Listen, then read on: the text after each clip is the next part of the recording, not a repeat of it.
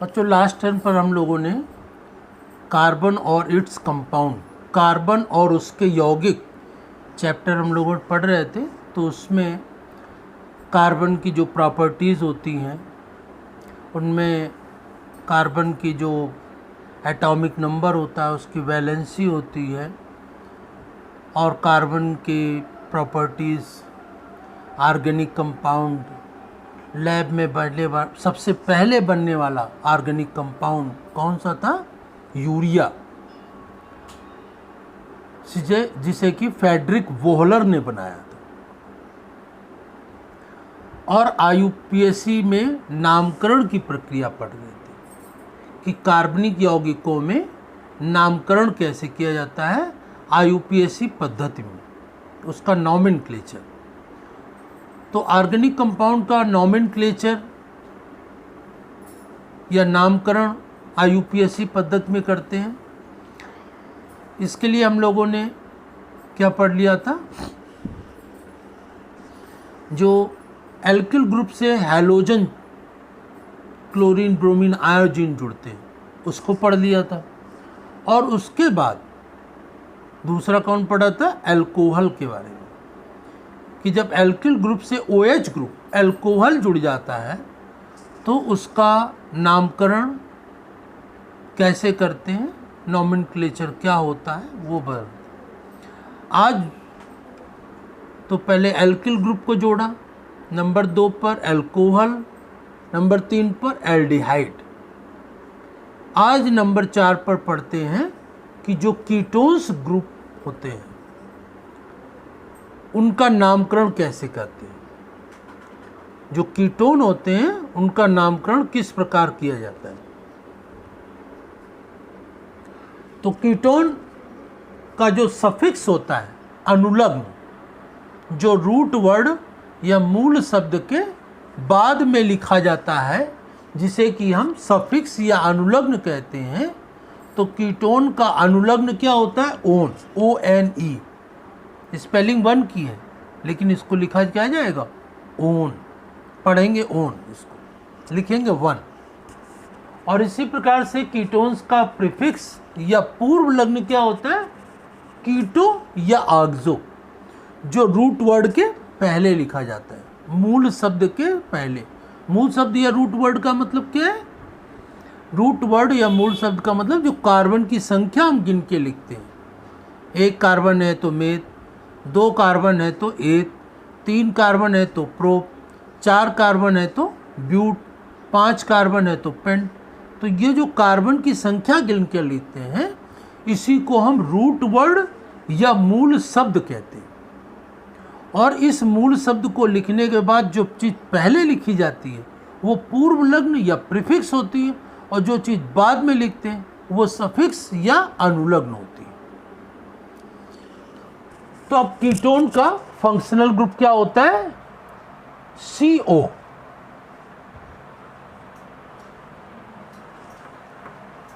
CO, और इसमें carbon double bond से ऑक्सीजन से जुड़ा होता है, ठीक है ना। और इसी में 2 एल्किल लगे होते हैं। एल्किल को हम किससे प्रदर्शित करते हैं? R से। तो कार्बन की वैलेंसी 4 होती है, तो 2 बॉन्ड ये लगे और 2 बॉन्ड ये हो गए, तो 4 बॉन्ड हो गए।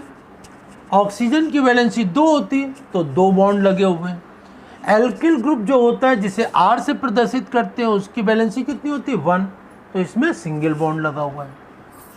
तो कीटोन्स में फंक्शनल ग्रुप या क्रियात्मक समूह CO होता है, और इसमें 2 एल्किल ग्रुप लगते हैं। 1, 2 एल्किल ग्रुप होते हैं। अब इसमें, और ये दोनों एल्किल ग्रुप एक जैसे भी हो सकते हैं, अलग अलग भी हो सकते हैं। एल्किल ग्रुप मैंने जैसे फार्मूला बताया था लास्ट टाइम पर, क्या? CH3 एक क्या है? Alkyl group. C2H5 alkyl group है। C3H7 एल्किल ग्रुप है। C4H9 एल्किल ग्रुप है। C5H12 ये एल्किल ग्रुप है।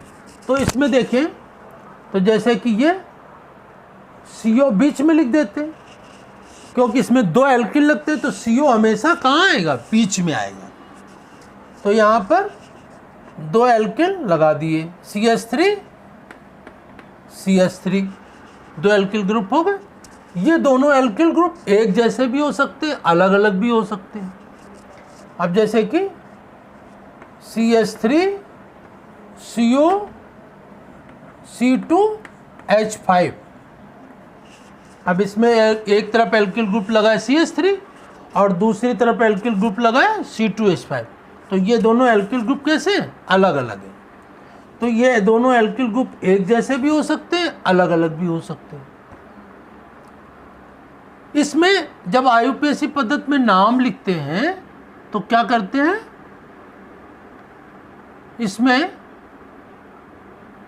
ओन लगाते हैं और फंक्शनल ग्रुप का जो कार्बन है, CO जो है कीटोन है, इसमें जो कार्बन है उस कार्बन को भी काउंट करके लिखते हैं। कार्बन भी काउंट किया जाता है इसमें जो कीटोन में होता है। इसी प्रकार से तीसरा एग्जाम्पल देखते हैं, जैसे C3H7CO CH3। अब इसमें देखें, इसका नामकरण करें तो कितने कार्बन है, 1 2 3, 3 कार्बन है। तो 3 कार्बन को क्या कहते हैं, मेथेन, मेथ प्रोप। 3 कार्बन को क्या कहते हैं, 1 2 3, 3 कार्बन क्या कहते हैं, प्रोप। तो इसमें क्या लिख दिया, प्रोप। अब सभी कार्बन ये आपस में सारे कार्बन, जैसे ये एल्किल, ये कार्बन, इस एल्किल का कार्बन, तो इसमें कीटोन में जो कार्बन आपस में जुड़े होते हैं वो सिंगल बॉन्ड से जुड़े होते हैं। और सिंगल बॉन्ड के लिए हम रूट वर्ड के साथ, रूट वर्ड क्या है, प्रोप, इस रूट वर्ड के साथ जो पहला सफिक्स लगाएंगे, अनुलग्न लगाएंगे, तो सिंगल बॉन्ड के लिए पहला सफिक्स क्या लगाएंगे, एन।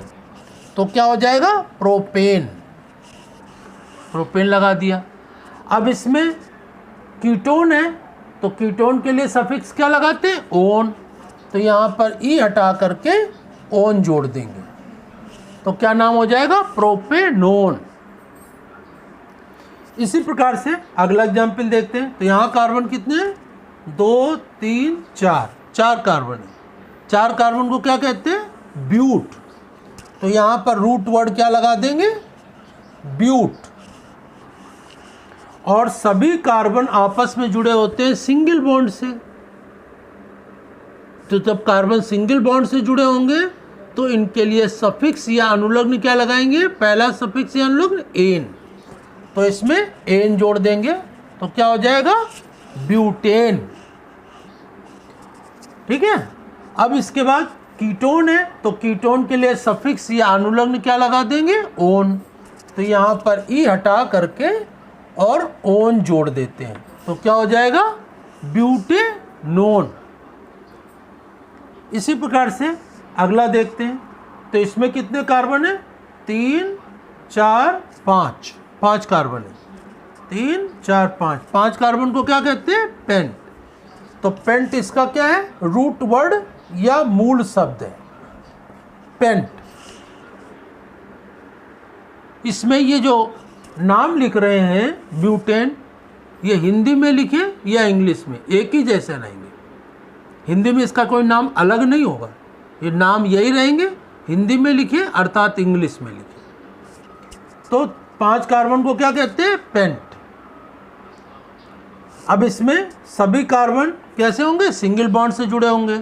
तो पहला सफिक्स क्या लगेगा, एन। तो क्या कर देंगे, बन जाएगा पेंटेन, एन जोड़ देते हैं तो पेंटेन हो गया। पेंट रूट वर्ड हुआ है, मूल शब्द, कार्बन की संख्या गिन के लिख दिया।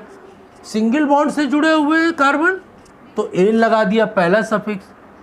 अब दूसरा सफिक्स या दूसरा अनुलग्न क्या लगाएंगे, ओन, क्योंकि कीटोन में क्या लगता है, सफिक्स ओन लगता है। तो यहाँ पर पेंटेन में ई हटा करके ओन जोड़ देंगे, ONE। तो क्या बन जाएगा, पेंटेनोन। तो इस प्रकार से ये कीटोन का नामकरण की प्रक्रिया हम लोग करते हैं। कीटोन में जो फंक्शनल ग्रुप का कार्बन होता है उसको भी काउंट करते हैं। कीटोन का सफिक्स ओन लगाते हैं।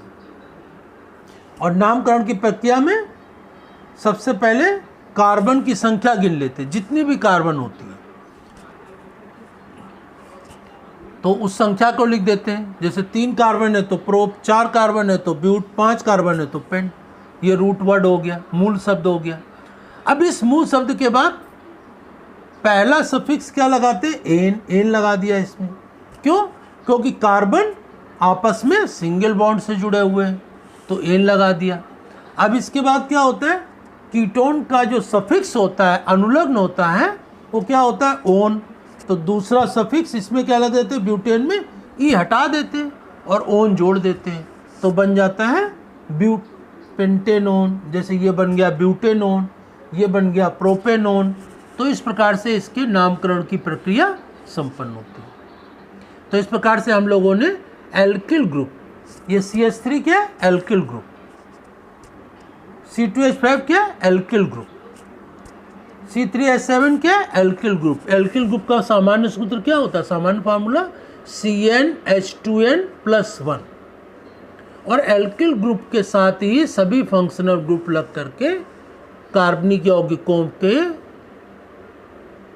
संरचना बनती है, यौगिक बनता है, और उसके बाद हम उसका नामकरण या नॉमेनक्लेचर IUPAC पद्धति में करते हैं। तो हम लोगों ने क्या पढ़ लिया? हैलोजन तत्व जुड़े होते हैं एल्किल ग्रुप से। पहला हैलोजन तत्व का पढ़ लिया जो जुड़ते हैं। नंबर 2 एल्कोहल पढ़ लिया।